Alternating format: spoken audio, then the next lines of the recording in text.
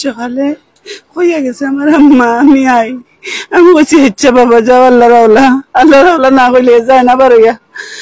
যাওয়ার পরে সারাদিন কুরমাজের কোনো ফোন দিছে না। আমি 3:55 একটা ফোন দিছি, আমার ফোন দিছি পড়ছে না। আমি এখানে লাঠি পাড়াচ্ছিলাম, এর মাঝে একটা ফোন আইসে আমার বার ভুতর গেছে বাসিদ শুনিয়াও আমি কুড়ালার থেকে ফেলাইও বাইরেছি।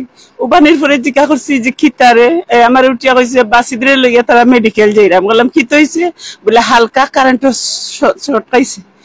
তখন আমি উঠে কইছি তুই যাইস না, আমারে লইয়া যা। আমার বড় ছেলে বাড়িতে না, ছোট ছেলে বাড়িতে না। আমি দয়া ছেলের লগে যোগাযোগ করছি, করিয়া তারা কইছে আমি সুরমা গিটে গেলাম, মা তুমি কুদ্দুজর লগে।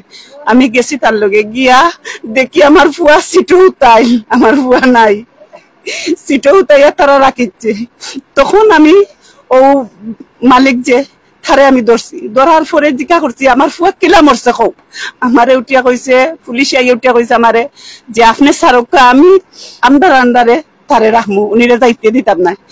পরে তারারে কইছে আমি আই একটা কাগজ রয়েছে তার যে ভর্তি করাইছে, কাগজটা লইয়ার কইয়া হে যেন গেছে, আর কোনো যোগাযোগ নাই তার লগে। একবারে আমরা যত আছি সব ওর ফোন দিয়ে ট্রাই করছি, ফোনে যোগাযোগ করতে পারছি না।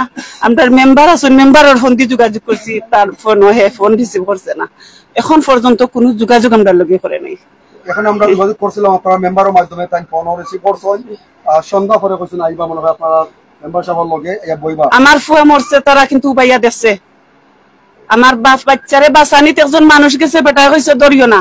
আমার ফুয়ারে বাড়ি মারি হাত ভাঙ্গিল না, বাঙ্গাত লইয়া আমি তাকলাম মনে 8টা বাড়ি মারি ভাঙ্গিল না। আমার ফুয়ারি আঙ্গুল জ্বলিয়া ফুরই গেছে, মাথার খানি আঙ্গুলটা জ্বলিয়া ফুরই গেছে। আমার ফুয়ারে বাঘ গিল না, এখানে এই সাইডের ফুরে তো জান দিয়া কইল না আম্মা, আব্বা একবার ডাকলো নে, ভাই একবার ডাকলো নে। আমার যদি অবস্থা আর্থিক অবস্থা হইতো না তো আমার বাচ্চা গেল না। আমার আর কিছু করার নাই।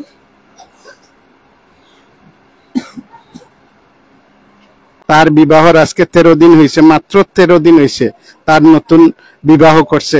এখন চিন্তা করেন, আপনার সবারই তো সংসার আছে, সবারই তো ফ্যামিলি আছে। চিন্তা করেন নতুন আজকে 13 দিন 12 দিনের মাথায় সে মারা গেছে। এখন তার এই নতুন তার ওয়াইফের কি হবে, বা তার আব্বা আম্মার কি হবে, বা এই ফ্যামিলিটার কি একটা অবস্থা। এখন আমরা তো অবাক, কি করব। অনেক ভালো আসলা, আর শিক্ষিত মানুষ আসলা, আর পাশাপাশি তাই স্টুডেন্ট পড়াইতা, আর তান গেছে যত বাচ্চা পড়ছে আসলে সবসময় 1-2 ছাত্র স্টুডেন্ট আছে। তাই মাস্টার হিসাবে খুব, প্রাইভেট মাস্টার হিসাবে খুব ভালো আসলা। আর এলাকার সব ফুলাবানাইন্তর লগে অথবা এলাকার সব মানুষের লগে তাই মিলেমিশে অনেক সময় চলতা, অথবা খেলাধুলা করতা, পাশাপাশি লেখাপড়া, পাশাপাশি স্টুডেন্ট পড়ানি, তার অনেক জিনিস আসলে ভালো লাগতো।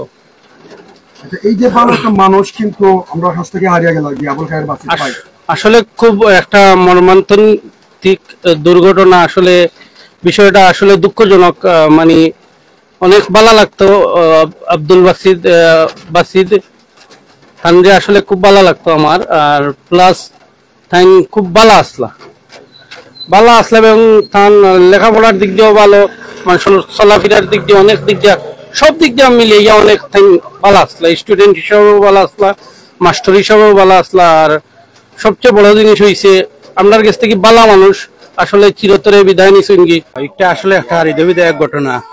আর যে মারা গেছেন তাই না আমার বাগনা, আমার খুব মায়ার একজন বাগনা। গত 12-13 দিন আগে তাই বিয়া করছেন, আমি নিজে উপস্থিত থেকে তান বিয়া সম্পূর্ণ করছি। হুট করে একটা অঘটন ঘটে গেছে।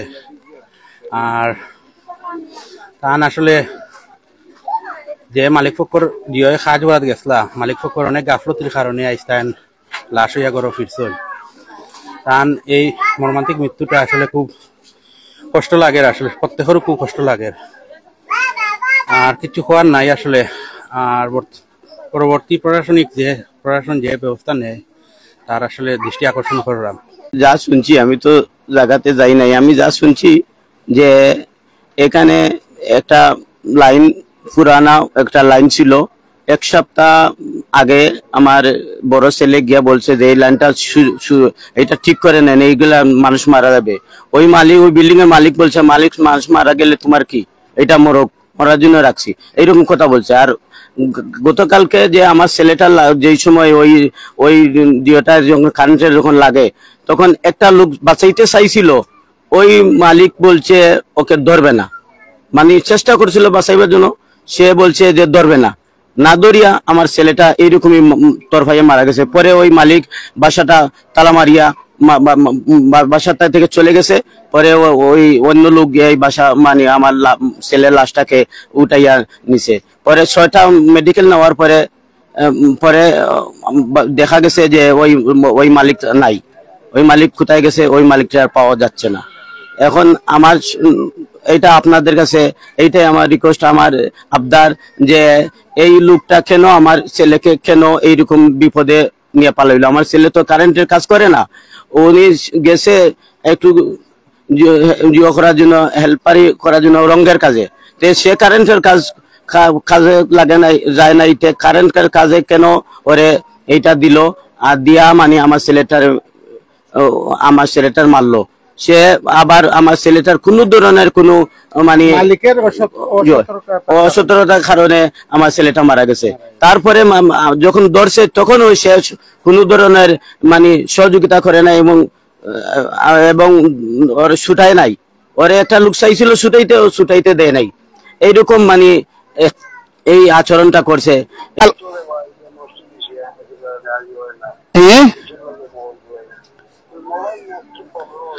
তুমি মোবাইল নষ্ট অন্য নাম্বার থেকে তো নিয়ে আমার একটা ফোন দিতে পারো। কালকে থেকে তুমি বাসার ঠিকানা দাও না, তোমার নামও কো না, তোমার 100 বার ফোন দেওয়া লাগে, ফোন রিসিভ করো না। এখন তো একটা তো মানবিক কারণেও তো ফোন দিতে পারো ভাই, কেউ তো কিছু করার নাই। একটা মানবিক কারণ আছে, আপনার একটা সুস্থ স্বাভাবিক মানুষ আপনার বাসার সকালে কাজও গেছে, কাজ ছাড়িয়ে আওয়ার সময় আপনার ওখান থেকে মৃত্যুবরণ করছে, আপনি তো মানবিক কারণেও তো একটুটা যোগাযোগ করা যায়, ঠিক আছে নানি? দিলা কই থেকে আমি কালকে আপনারে অন্তত 50টা ফোন দিছি, আপনি ফোন রিসিভ করেন না। ফোন দিয়ে আপনারে যদি আমি আপনার নাম জিজ্ঞা করিয়া কই না আমার নাম দিয়ে তুমি কিতা করতে, বাসার ঠিকানা দিয়ে কথা করতে, এইগুলার তো দরকার নাই। এখন ফোন তো আপনি একটা নিম্ন একবারে একটু সহানুভূতি আছে নানি, একটু সহানুভূতি জানানি যায়, একটু সহানুভূতিও তুমি জানাইলে না, ঠিক আছে নানি? এখন তুমি তাই যদি তোমার তান খাম বড় মনে করো, টেকারে মনে করো, বিল্ডিং রে বড় মনে করো, ওই যে একটা শ্রমিক, তারও তো বউ আছে, বাচ্চা আছে, মা বাপ আছে, তারও তো একটা সামাজিক অবস্থান আছে। হে যে মারা গেল, বিন্দু পরিমাণ কোনো অনুশোচনা তোমার মাঝে আসেনি। তোমার মাঝে তো আমরা বিন্দু পরিমাণ কোনো অনুশোচনা আমরা দেখলাম না। তুমি আমরা প্রমাণ করতে পারছো না। মালিক ভাই তো তার লগর এক কামলা, মালিক ভাই কিতা মালিক ভাই তো তুমি যে মালিক ভাই খালি মালিক ভাই কয়, আমি তো তার লগর এক কামলা, আমার কিতা করার আছে, আমার কি ডিসিশন দেওয়ার আছে? আপনি যেন একজন মালিক পক্ষ হইয়া আপনার আচরণ কিতা করলা, কি কাজটা করলা আপনি? কালকে থাকি এখন পর্যন্ত বিন্দু মাত্র আপনি কোনো সহানুভূতিশীল আচরণ করলা না, কোনো সাহায্য করলা না, কোনো সহযোগিতা করলা না, তার মা বাপরে একটা সান্ত্বনা দিলা না, তার আত্মীয় স্বজন বারবার আপনার কাছে গেছে সান্ত্বনার বাণী লইয়া, আপনি একটু সান্ত্বনাটুকু তারারে দিলা না। আমরা আসরের পরে আমরা কিন্তু তারা দাফন করিলাম। আমরা বহুত অপেক্ষা করছি, বহুত বার চাইছি, আপনি কিন্তু আইছেন না, আপনি আমরা লগে যোগাযোগ করছেন না। আমরা জোর জবরদস্তি করিয়া যাও যোগাযোগ করতাম পারছি, তাও আশানুরূপ কোনো ফল পাইছি না আপনার কাছ থেকে। আর্থিক সহযোগিতার মধ্যে আমরা যতটুকু পারি আমি আমার সম্বলে আপনি তার আর্থিক সহযোগিতা ক্ষতিপূরণ এগুলো আপনি দিবা, আপনি তার আর্থিক সহযোগিতা ক্ষতিপূরণ যেগুলা লাগে 10 এগুলা দিবা আপনি, ঠিক আছে? তাহলে আপনি আসরের নামাজ পড়িয়া আমরা মাটি আপনি মাগরিবের পরে আপনি যোগাযোগ করেন জানো, দেখে আপনি নিজস্ব ইচ্ছা আপনি যোগাযোগ করেন জানো। ওকে,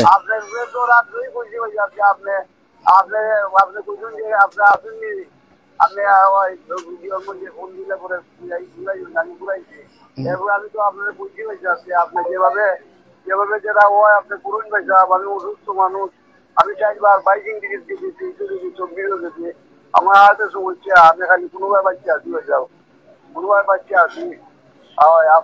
বুঝছি, আপনি সকালে কালকে রাত্রে একটা ফোন দিতা বলে মেম্বার সাহেব ওলা আমি হয়তো ও কারণে আমি গা ডাকা দিছি, ও কারণে আমি ওখান করছি, বুঝছেন? তাহলে তো মোটামুটি আমিও তার মা বাবার একটা সান্ত্বনা দিতাম পারলাম। মানে এখন যা ওইবার হয়েছে, বুঝছেন, কোনো কাজ আপনি কইরা অসুস্থ, আমি মানলাম অসুস্থ, আমি আশাবাদী মানুষ, আমি মানুষের বিশ্বাস করি, আমি মানছি আপনি অসুস্থ। আমরা আসর বাদে মাটি দিমু, মাগরিব বাদে আপনি সহানুভূতিশীল হিসাবে আপনি তার বাসাতে আইবা, আমি আপনারে যতটুকু সিকিউরিটি দেওয়ার দরকার আমি অতটুকু সিকিউরিটি দিমু, আপনার কোনো অসুবিধা নাই। ওখানে বইয়া আমরা এক কাপ চা খাইমু মাগরিবের নামাজ পড়ি আমার গ্রামে, ঠিক আছে? আমি অসুস্থ হয়ে যাওয়া অসুস্থ সিএনজি রিজার্ভ করে লইয়া আইবা, আমি বাড়া দিব, সমস্যা নাই। আপনি সিএনজি মানুষ বাড়াই মনে ভাই সাহেব, আপনি আসুন দেখানো, আমার কেউ লাগতো না। আপনার দরকার লাগে আমার বাসা তাইবা, ও ও নো পাশে আপনি আপনি আসুন ভাই সাহেব দেখানো, আমার কেউ লাগতো না। আমার পক্ষ থেকে আপনারা আগে আল্লাহ আমি জিম্মা দিয়া দিলাম, আপনি যেভাবে কইন আমি এইভাবে রাজি। আচ্ছা, এইভাবে আমি রাজি তো মাগরিব বাদে আপনি, আমি আশা করবো আপনি আইতা, না হইলে আপনার প্রতিনিধি ফাটাইবা। আপনি আপনার প্রতিনিধি ফাটাও, মাগরিবের নামাজ পড়িয়া প্রতিনিধি ফাটাও দিয়ানোর গ্রাম। হ্যাঁ, আচ্ছা শক্ত প্রতিনিধি ফাটাইবা, বুঝছেন? ইনো আয়া যদি আবার আপনার 20 বার ফোন দেওয়া লাগে, মানে আপনার কার্বন কপি ফাটাইবা, আপনার সিদ্ধান্ত এমন দিয়া যাইতে কি? আপনি তো মানুষ, আপনি তো আমার ঠিক আছে, ওলা কি একজন 60 বছর মানুষ ফাটাইবা, সুজা বাংলা কথা, একজন 60 বছর মানুষ আপনি মাগরিব পরে ফাটাইবা, ঠিক আছে?